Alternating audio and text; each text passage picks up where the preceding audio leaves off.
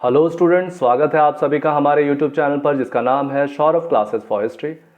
मैं सौरभ आज आप लोगों के लिए जेपीएससी की मुख्य परीक्षा के लिए प्राचीन भारत से आठवां टॉपिक लेकर उपस्थित हुआ हूँ। आज जो हमारे अध्ययन का टॉपिक है वह है मौर्यों के साम्राज्य विस्तार। ठीक है, इस विषय को चलिए बिना समय गंवाए हम इस विषय को प्रारंभ करते हैं। मौर्यों के साम्राज्य विस्तार की स्पष्ट जानकारी प्राप्त नहीं हुई है। तत्कालीन स्रोतों यथा अर्थशास्त्र तथा इंडिका आदि के अध्ययन से मौर्यों के साम्राज्य विस्तार को जाना जाता है। सॉरी, इसके अलावे अभिलेख तथा शिलालेखों से भी इनके साम्राज्य सीमा का निर्धारण होता है।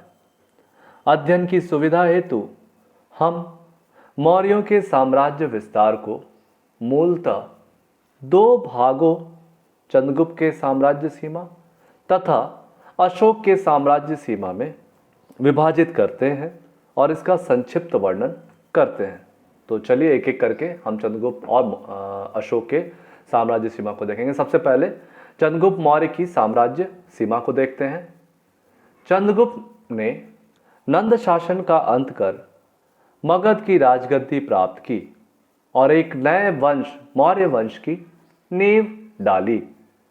इसी समय यूनानी सेनापति सेल्यूकस ने भारत पर आक्रमण कर दिया। इस युद्ध में चंद्रगुप्त को हिरात, कंधार, बलूचिस्तान और काबुल का क्षेत्र प्राप्त हुआ। इसके अलावे रुद्रदमन के जूनागढ़ अभिलेख के आधार पर माना जाता है कि सौराष्ट्र एवं पश्चिमी भारत के क्षेत्रों पर चंद्रगुप्त का शासन था, क्योंकि वहां उसने सुदर्शन झील बनवाया था तथा पुष्यगुप्त को वहां का क्षेत्राधिकारी नियुक्त किया था। तमिल स्रोतों से चंद्रगुप्त का साम्राज्य दक्षिण तक बताया गया है। इसके साथ साथ चंद्रगुप्त ने अपना अंतिम समय श्रावण बेलगोला में बिताया, जिससे मैसूर तक उसकी प्रभुसत्ता सिद्ध होती है। चंद्रगुप्त की साम्राज्य सीमा पर डॉक्टर राधा कुमुद मुखर्जी का कहना है कि चंद्रगुप्त ने निश्चय ही एक भारी साम्राज्य पर शासन किया होगा। प्लूटार्क उपयुक्त मत की पुष्टि बड़े जोरदार शब्दों में करता है। वह लिखता है कि चंद्रगुप्त मौर्य के 6 लाख सेना लेकर भारत पर ही छा गया। जस्टिन ने भी संपूर्ण भारत पर उसकी सत्ता को स्वीकार किया है। इस तथ्य की अन्य प्रमाणों से भी पुष्टि होती है। अतः स्पष्ट है कि जिस साम्राज्य पर अशोक ने शासन किया वह उसके दादा अर्थात चंद्रगुप्त मौर्य की विजयों का ही परिणाम था। आगे बढ़ते हैं। साम्राज्य सीमा पर डॉक्टर वी.ए. स्मिथ का विचार है कि वी.ए. स्मिथ का विचार है कि अफगानिस्तान, प्राचीन हरियाणा, हिंदू कुश पर्वतमाला, पंजाब, उत्तर प्रदेश, बिहार, सुदूर पश्चिम में काठियावाड़ का प्रायद्वीप इत्यादि प्रदेश चंद्रगुप्त के राज्य के अंग थे। संभवतः बंगाल भी साम्राज्य में सम्मिलित था।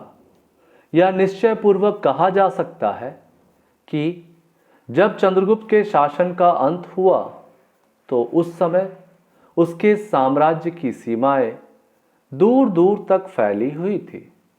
नर्मदा उसके साम्राज्य की दक्षिणी सीमा थी। यहाँ इस बात का स्पष्ट प्रमाण तो नहीं मिलता कि उसने दक्षिण को विजय किया था, किंतु यह संभव है कि वह अपने सिपाहियों को नर्मदा पार ले गया हो। मैसूर की परंपरा के अनुसार उस प्रदेश में नंद राजाओं का आधिपत्य भी था। ठीक है, अब हम चंद्रगुप्त के साम्राज्य सीमा को देखने के पश्चात अशोक की साम्राज्य सीमा को देखेंगे। अशोक के राज्य विस्तार का पता उसके शिलालेखों, कीर्ति स्तंभ लेखों तथा विभिन्न प्रकार के ऐतिहासिक साहित्यिक की परंपराओं से चलता है। अशोक के विभिन्न शिलालेख विभिन्न दिशाओं में फैले हुए थे। उसमें से 2 उत्तर पश्चिम में शाहबाजगढ़ी और मनसेरा में है। इसके अतिरिक्त उत्तर दिशा में कालसी, गिरनार, सुपारा, धौली, जोगढ़ और करनूल जिले के यरागुड्डी नामक स्थानों पर भी विभिन्न शिलालेख पाए जाते हैं। मैसूर राज्य में चित्तल दुर्ग के निकट भी लघु शिलालेख मिलते हैं। डॉक्टर राधा कुमुद मुखर्जी का विचार है कि अशोक द्वारा वितरित शिलालेखों से यह पता चलता है कि अशोक का राज्य भारत के दूर दूर तक क्षेत्रों तक फैला हुआ था। केवल 14 अक्षांश से नीचे दक्षिण का भाग ही इसमें नहीं था।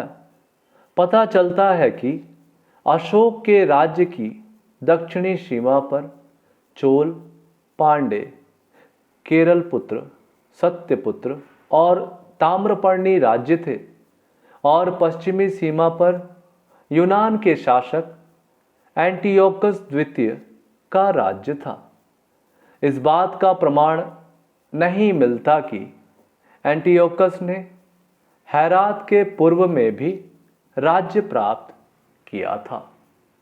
अतः कल्पना की जा सकती है कि चंद्रगुप्त को जो प्रांत सेल्यूकस से प्राप्त हुए थे, अशोक ने उन्हें उसी रूप में अपने राज्य में बनाए रखा।